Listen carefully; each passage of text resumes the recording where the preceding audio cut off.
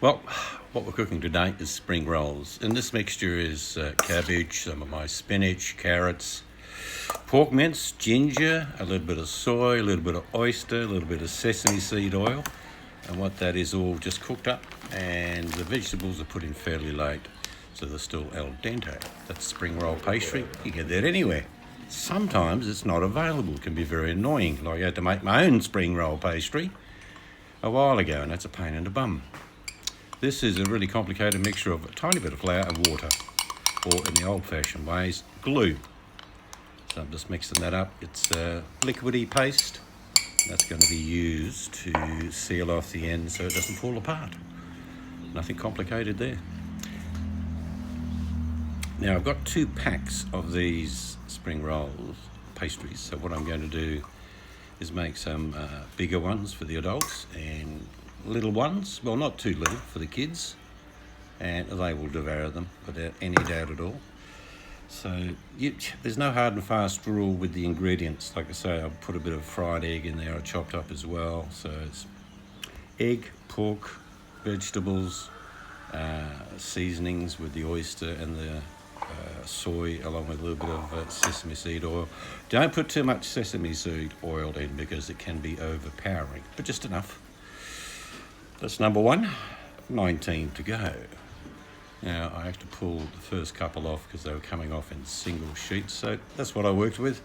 Most of the time you can pull them off in the 2 at a time, but I couldn't with the first couple of those, so that's what I did.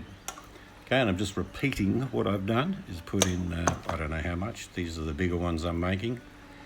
So it's not a complicated method, you just really basically just got to roll, fold, tuck in the edges, as you'll see. I sort of tuck them in and fold them backwards, as you can see there.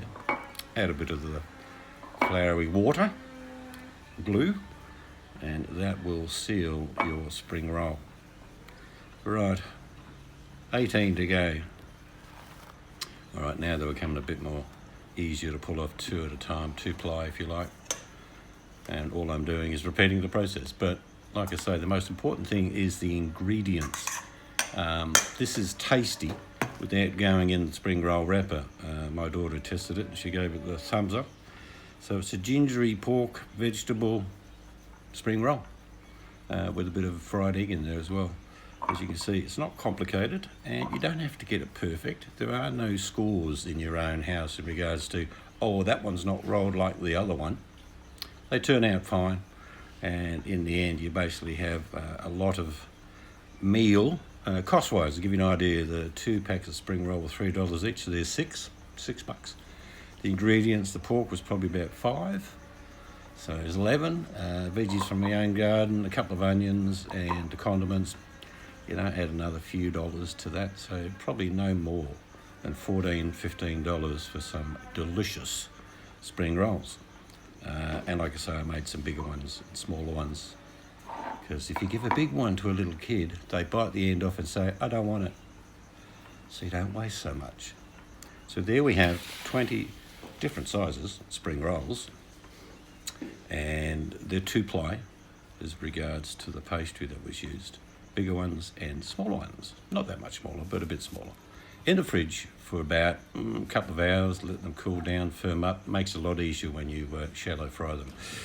If you have been, thanks for watching.